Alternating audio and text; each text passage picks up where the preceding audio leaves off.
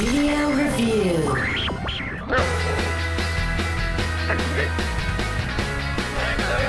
You know how some expansion packs are really just more of the same? Spore Galactic Adventures isn't one of them. It adds ground-based adventures to the space phase of the game, and even better, a creation tool that lets you assemble your own adventures. That tool is really robust and fun to use, just like all of Spore's creation tools. There are some flaws here, and Spore's earlier and less compelling phases went untouched. However, these new adventures, along with a leveling up mechanic for your captain, give the space stage more variety and give you plenty of reason to return to Spore. Galactic Adventures comes with plenty of built-in adventures, and they come in several different flavors like story adventures, combat quests, and so on.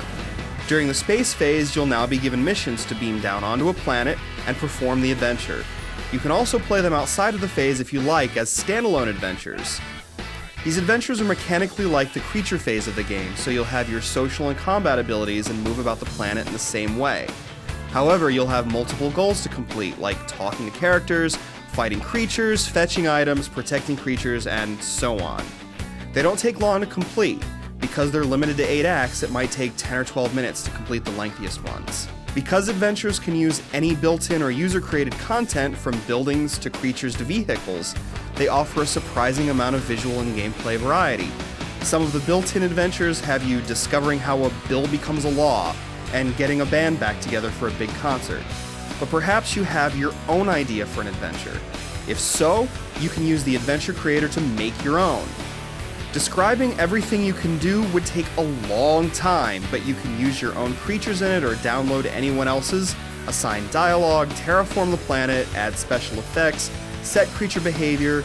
The whole thing offers exciting possibilities, and while there's a learning curve, creative players will be making great adventures in no time. And that's just as well, because some of the adventures that come with the game are a bit buggy, like one where robots that are supposed to kill Godzilla wouldn't follow us and forced us to bail from the adventure.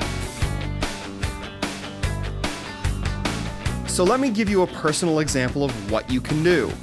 I wanted to create an adventure around Greek mythological hero Perseus. In the adventure, you talk to Perseus, who asks you to fetch for him the 4 items he needs to defeat Medusa.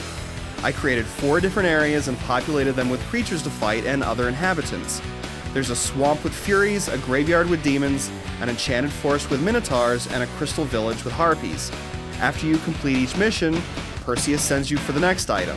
At the end, you and Perseus defeat Medusa, and Pegasus springs forth and congratulates you. End mission. So obviously there are tons of possibilities, and you can expect to lose hours of sleep if you get into the creator.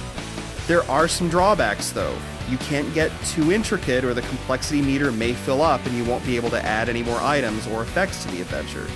Because you're limited to 8 acts, you may not be able to get as detailed as you want or assign behavior in exactly the way that you want. There are some technical drawbacks too. Getting large buildings to be flush with the ground can be a pain even if you use the terrain leveling tool. And because player buildings weren't necessarily created to be seen up close, there are weird issues with collision detection and texture pop-in. And finally, if your captain isn't equipped for a particular situation, you may not be able to complete the adventure at all. Luckily, the other big addition is a leveling up mechanic for your space captain. As you roam about space and play adventures, you'll gradually earn the ability to choose new items and perks like weapons and social techniques. In turn, a more powerful captain can complete the harder adventures. It gives the space stage a great sense of forward progress, and the adventures give that stage all the charms of the creature stage. It's a truly great mix. Galactic Adventure's best aspect is that it brings something entirely new to Spore. Yet what it brings is a good fit for what was already there, and gives creative minds a lot of freedom to scavenge the depths of their own cleverness. There are some small flaws that may annoy you, but there's no doubt that Spore fans should pick up the expansion. If you're new to Spore, all the better to grab Galactic Adventures and the original.